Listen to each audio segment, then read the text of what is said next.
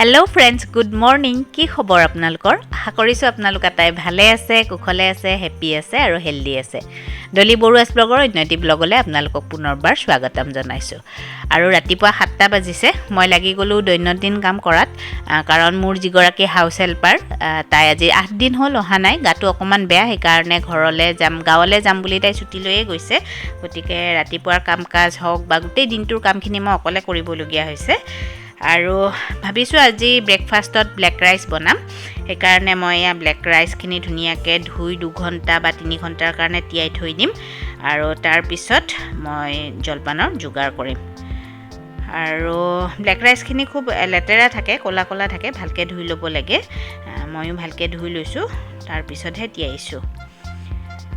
আৰু এয়া মই গোটা মাটিমাহ 3 কাপ, ৰাজমাহ 1 কাপ আৰু বুটৰ দাইল 1 কাপ এনেকৈ মই ৰাতি তিয়াই থৈ দিছিলোঁ, কাৰণ আজি লাঞ্চত ডাল মাখানি বনাম। কিন্তু মোৰ বাউলটো অকণমান সৰু হৈ গ'ল, পানীখিনি গোটেইখিনি চক কৰি ল'লে। সেইকাৰণে মই ডাঙৰ বাউল এটালৈ ট্ৰেন্সফাৰ কৰি দিলোঁ আৰু পানীও দিলোঁ, গতিকে এইখিনি থৈ দিম। আৰু এতিয়া যিহেতু 9টা বাজিলে, গতিকে মই আহিছোঁ এতিয়া ব্ৰেকফাষ্ট বনাবলৈ। আৰু যিখিনি মই ব্লেক ৰাইচ তিয়াই থৈ দিছিলোঁ সেইখিনি খুব ধুনীয়াকৈ এনেকৈ ফুলি গৈছে। মই পানীখিনিৰ পৰা এইখিনি ধুনীয়াকৈ টুকি ল'ম আৰু লৈ মই অকণমান বেলেগ ষ্টাইলত বনাম আজি জলপানটো। এনেকৈ ইডলি ষ্টেণ্ড এটা লৈ লৈছোঁ। এতিয়া ইডলি ষ্টেণ্ডটোত খুব ধুনীয়াকৈ ঘি লগাই ল'ম। আপোনালোকে ঘিৰ জেগাত বাটাৰ বা ৰিফাইন তেলো লৈ ল'ব পাৰে। যিসকলে ঘি বেয়া পায় তেওঁলোকে ঘি নলগাব। আৰু মোৰ ঘিটো ফেভাৰিট হয়, সেইকাৰণে খুব ভাল লাগে মোৰ ঘি খাই। সেইকাৰণে মই ঘি লগাই দিছোঁ ইয়াতে, স্মেলটো খুব ধুনীয়া আহিব। আৰু ধুনীয়াকৈ ঘিখিনি লগাই মই ব্লেক ৰাইচখিনি ধুনীয়াকৈ ইয়াতে ভৰাই ভৰাই দি দিম।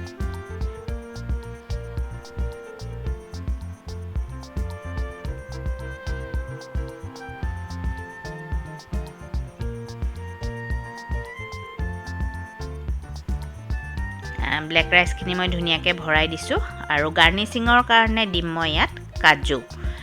আৰু আপোনালোকে এই জলপানটো এনেকৈ যিটো আমাৰ ষ্টিকি ৰাইচ আছে বৰা চাউল, সেইটোৰেও বনাব পাৰে। আৰু আপোনালোকে যদি ষ্টিকি ৰাইচেৰে বনায়, মানে বৰা চাউলেৰে বনায়, তেতিয়া এই কাজুৰ জেগাত লং এটা দি দিব।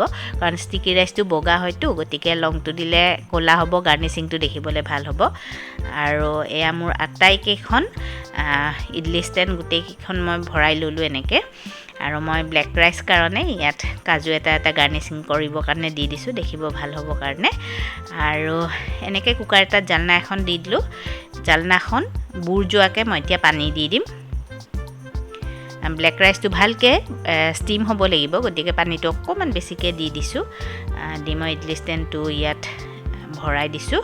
আৰু এতিয়া কুকাৰৰ যিটো হুইচেল, সেই হুইচেলটো মই খুলি কিনে কুকাৰৰ ঢাকনিখন লগাই দিম। লগাই দি মই 20 মিনিটৰ কাৰণে এনেকৈ জুইত বহুৱাই দিম। আৰু মাজতে আপোনালোকে এবাৰ চেক কৰিব পাৰে। আৰু মই 20 মিনিট পিছত খুলি মই এয়া ইডলি ষ্টেণ্ডটো উলিয়াই লৈছোঁ।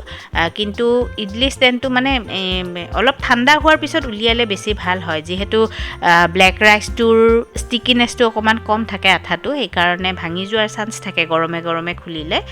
তথাপিও মোৰ যিহেতু দৌৰা-দৌৰি আছিলে, সেইকাৰণে মই গৰমে গৰমে খুলি দিলোঁ। আপোনালোকে অকণমান ঠাণ্ডা কৰি খুলিলে ভাল হয়। তথাপিও বেয়া হোৱা নাই, ভালেই হৈছে। খুব সাৱধানেৰে মই উলিয়াইছোঁ, কাৰণ ভাঙি যাব পাৰে। এয়া চাওকচোন, দেখিবলৈ ধুনীয়া হয়। প্লেটত বা বাতিত ধুনীয়াকৈ এটা দিলে এনেই চাহৰ লগতো খাব পাৰি, জলপান হিচাপে নাখালেও তেনেকৈও খাব পাৰি। আৰু এয়া ৰেডি হৈ গ'ল মোৰ জলপান। গুড় লৈছোঁ, যিটো চুৰা, আমাৰ দৰঙৰ যিটো চুৰা, সেইটো দৈ আৰু ক্ৰীমেৰে মই পৰিৱেশন কৰিম। আৰু এয়া দেখিছেনে আমাৰ লায়চিম্বা। মই সিহঁতক ৰাতিপুৱাই বাহিৰত উলিয়াই দিওঁ আৰু সন্ধিয়া সময়ত মানে ঘৰৰ ভিতৰত আনো। কিন্তু গৰমৰ দিনকেইটাত অকণমান গৰম পায় সিহঁতে। ফেন চলাই ৰাখোঁ, তথাপিও অকণমান গৰম পায়, সেইকাৰণে বাহিৰত থাকিবলৈ নিবিচাৰে, মানে ভিতৰত যাবলৈ বিচাৰি আছে। আৰু এয়া কেপচিকাম হৈছে টাবতে ধুনীয়াকৈ।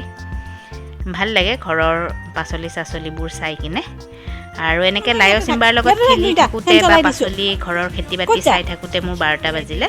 এতিয়া মই লাঞ্চ প্ৰিপাৰেশ্যনৰ কাৰণে আহিছোঁ। আৰু যিখিনি মই মাটিমাহ এনেকৈ তিয়াই থৈ দিছিলোঁ, সেইখিনি খুব ধুনীয়াকৈ ফুলি গৈছে আৰু সিজি গৈছে গতিকে এইখিনি মই এতিয়া কুকাৰত দি দিম মোৰ পৰিমাণটো অকমান বেছি হ'ল মানুহ যেহেতু কম সেইকাৰণে আধাখিনি মই থৈ দিলো আৰু আধাখিনি মই কুকাৰত দি জোখমতে পানী দি দিছো বইল হ'ব কাৰণে আৰু এতিয়া ইয়াতে দি দিম মই নিমখ আন্দাজ মতে সোৱাদ অনুযায়ী দি দিব আপোনালোকে আৰু ইয়াত লৈছো মই খাৰা মছলা গোটা মছলা যি থাকে আৰু লং ইলাইচি দালচেনি জাবিত্ৰী জায়ফল গোটেইখিনি আৰু তেজপাত লৈ লৈছো এটা আৰু মই এনেকৈ চেকনি এখনত আটাইখিনি গোটা মছলা ভৰাই দিম আপোনালোকে চেকনিৰ জেগাত কাপোৰৰ টোপোলাতেও বনাই ল'ব পাৰে আৰু যেহেতু ডাইৰেক্টলি দিলে মানে কেতিয়াবা দাঁতত লাগে ভাল নালাগে সেইকাৰণে এনেকৈ টোপোলা কৰি বা চেকনি এখনত দি দিলে ভাল হয়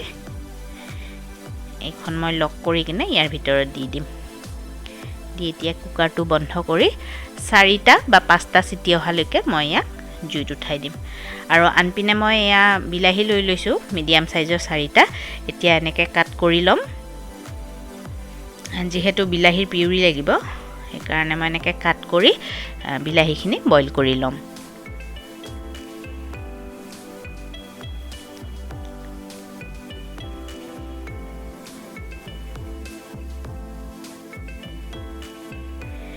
মই বিলাহী বইল হ'বলৈ দিছো আৰু এইপিনে মোৰ কুকাৰে 5টা চিটি মাৰিলে আৰু মই নেচাৰেলি কুকাৰটো খোলা যাবলৈ এনেকৈ থৈ দিম আৰু এইপিনে মোৰ বিলাহীখিনিৰো স্কিনটো ধুনীয়াকৈ ফাটি ফাটি এৰি আহিছে গতিকে বিলাহীখিনি ঠাণ্ডা কৰি ললো আৰু মই স্কিনটো এনেকৈ এৰুৱাই এতিয়া বিলাহীখিনি মিক্সিত পিউৰি কৰি ল'ম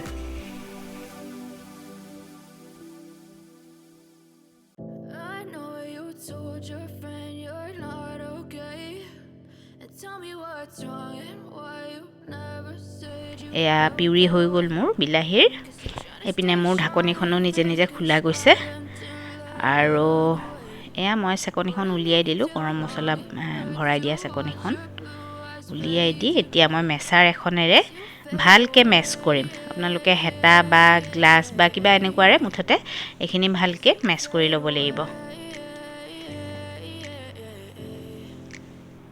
Yeah, I'm about to fade away. Cause every time I wake up, I feel like it's Monday. Something's going wrong with all the chemicals up in my brain. All of a sudden, I don't look at anything the same. Yes, option mesh কৰি লোৱাৰ পিছত এনেকুৱা হৈ গ'ল I'm sorry that I'm so inconvenient, okay?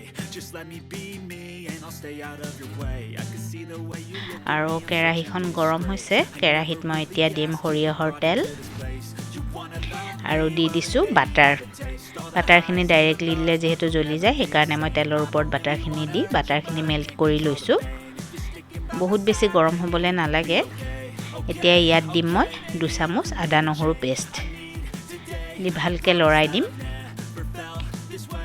যেতিয়ালৈকে আদা নহৰুখিনি ভালকৈ ভজা নাযায় তেতিয়ালৈকে মই লৰাই থাকিম আৰু ধুনীয়া স্মেল এটা আহিব আদা নহৰু ভজা তেতিয়ালৈকে মই এনেকৈ ভাজি থাকিম স্মেলটো অহালৈকে আৰু হৈ গ'ল এতিয়া স্মেলটো আহি গ'ল ধুনীয়াকৈ ভজা হৈ গ'ল তাতে মই দি দিছো বিলাহী পিউৰিখিনি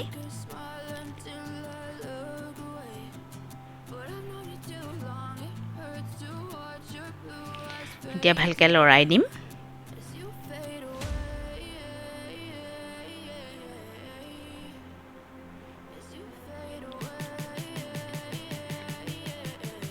আৰু এনেদৰে অকমান লৰাই চৰাই দি উঠি মই ইয়াতে ৰেড চিলি পাউডাৰ 1 চামুচ দি দিলো আৰু 1 চামুচ গৰম মছলা দি দিছো দি পুনৰ লৰাই দিম ইয়াত জিৰা ধনিয়া এইবোৰ গুড়া মছলা নালাগে অকল ৰেড চিলি পাউডাৰ আৰু গৰম মছলা দিলেই হয় ইয়াত পিয়াজৰো ব্যৱহাৰ নহয় ধুনীয়াকৈ লৰাই চৰাই ভজা হ'ল এতিয়া ইয়াত দি দিম মই বইল কৰি থোৱা মাটিমাহখিনি পুনৰ লৰাই দিম একেবাৰে ইজি আৰু খাবলেও ভাল একদম ধুনীয়া ৰেষ্টুৰেণ্টত যেনেকুৱাকৈ আমি ডাল মাখানি খাওঁ তেনেকুৱা টেষ্টে আহে আৰু ৰুটি বা ভাতৰ লগত খাই খুব ভাল লাগে ভালকৈ লৰাই কিছু সময় বইল হ'বলৈ দিম আৰু অলপ দেৰি পিছত চাওক অকমান গোটা হৈ গৈছে পানীখিনি অকমান কমি গৈছে গতিকে ইয়াত অকমান মই গৰম পানী দি দিছো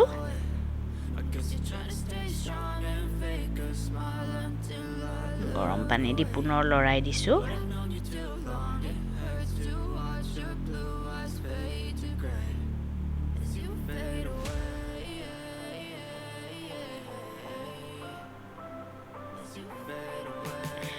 পুনৰ লৰাই চৰাই মই ভালকৈ এটা উতল আহিবলৈ দিম আৰু অলপ দেৰি পিছতে ধুনীয়াকৈ উতলিছে আৰু সিজিও গৈছে ধুনীয়াকৈ দাইলখিনি আৰু কনসিষ্টেন্সিটো মই এনেকুৱাকৈ ৰাখিম কাৰণ নমাই দিয়াৰ পিছত আৰু অকণমান গোটা হৈ যাব সেইকাৰণে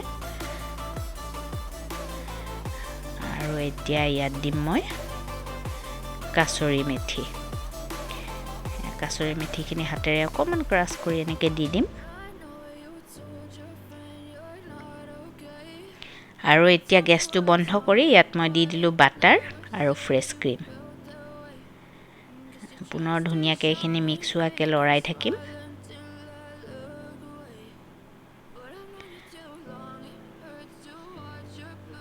আৰু এয়া আটাইখিনি ধুনীয়াকৈ মিক্স হৈ গ'ল গতিকে মোৰ ডাল মাখানি ৰেডি হৈ গ'ল খাবলৈ বহুত টেষ্টি আপোনালোকে এবাৰ ৰেচিপিটো ট্ৰাই কৰিব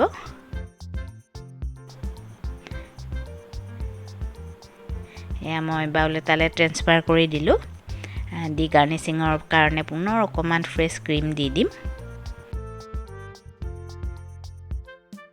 আৰু আজিৰ ব্লগটোৰো ইমানতে সামৰণি মাৰোঁ যদি আপোনালোকৰ ব্লগটো চাই অকণমান হ'লেও ভাল লাগিছে তেতিয়াহ'লে প্লিজ মোৰ চেনেলটো ছাবস্ক্ৰাইব কৰি ৰাখিব আৰু ওচৰতে থকা বেল বাটনটো ক্লিক কৰি ৰাখিব যাতে মোৰ আহিবলগীয়া ভিডিঅ'ৰ ন'টিফিকেশ্যনসমূহ আপোনালোকে পাই থাকে শ্বেয়াৰ কৰিব ফ্ৰেণ্ড আৰু ফেমিলিৰ মাজত আৰু লাইক কৰিব কমেণ্ট কৰি জনাব কেনেকুৱা লাগিল আৰু আজিলৈ বাই বাই আপোনালোকক পুনৰ নতুন এটা ভিডিঅ'ৰ সৈতে আকৌ লগ পোৱাৰ প্ৰতিশ্ৰুতিৰে আজিলৈ বাই